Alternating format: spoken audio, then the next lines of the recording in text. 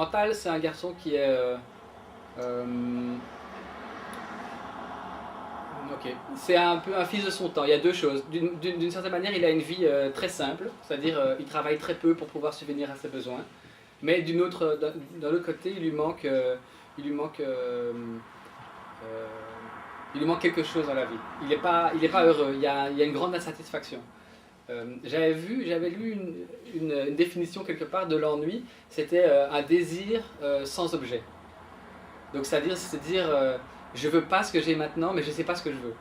Et donc c'est être torturé par ça. Et en fait, lui, c'est un peu ça. Au début du livre, il est torturé par le sentiment euh, qu'il lui manque quelque chose dans sa vie. Que sa vie vaut la peine d'être vécue et qu'il ne la vit pas. Ou bien très peu. Et donc ça, c'est... Mais en même temps, c'est quelqu'un qui est très ouvert à tout. Ce qui fait sa force. Et il est assez sensible. Et alors, vous ne l'avez pas mentionné, mais Antal, c'est également une sorte d'écrivain raté. C'est-à-dire, c'est quelqu'un qui il écrit, il essaye d'aboutir à quelque chose, mais il n'arrive pas à aboutir au livre final. Et est-ce que c'était évident pour vous, qui êtes écrivain, de créer un protagoniste qui a un goût pour l'écriture? Ah bah oui.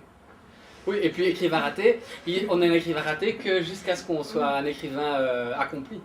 C'est juste, faut faire des heures de travail, quoi. C'est comme les nageurs olympiques qui doivent faire 10 000 km en se levant tous les matins à 6 heures pour aller nager avant que les groupes scolaires n'arrivent.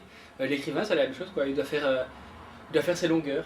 Et Antal, bah, il n'a pas encore fini de faire ses longueurs. Sa méthode de travail n'est pas encore tout à fait au point. Il est encore très, très dispersé. Mais il y a de l'espoir aussi là dans le livre, il commence un petit truc. Mais généralement là pour le moment, disons qu'il est dans une phase un petit peu compliquée de son cheminement d'écrivain. Disons. Ça se passe un petit peu mal. Mais ça c'est inhérent à la chose. Il y a des hauts et des bas, il faut juste pouvoir relativiser. Il y a un passage, je pense, pour un peu illustrer cette... Alors, donc là c'est justement, il est en train de se demander s'il va prendre son cahier de notes avec lui ou pas. Est-ce que vous savez à quelle page c'est? Je crois que j'ai trouvé. Oui. Alors, voilà. Comme de plus en plus souvent, j'ai décidé de ne pas l'emporter. De toute façon, je n'écrivais plus vraiment. J'écrivais un peu des petites merdes pénibles.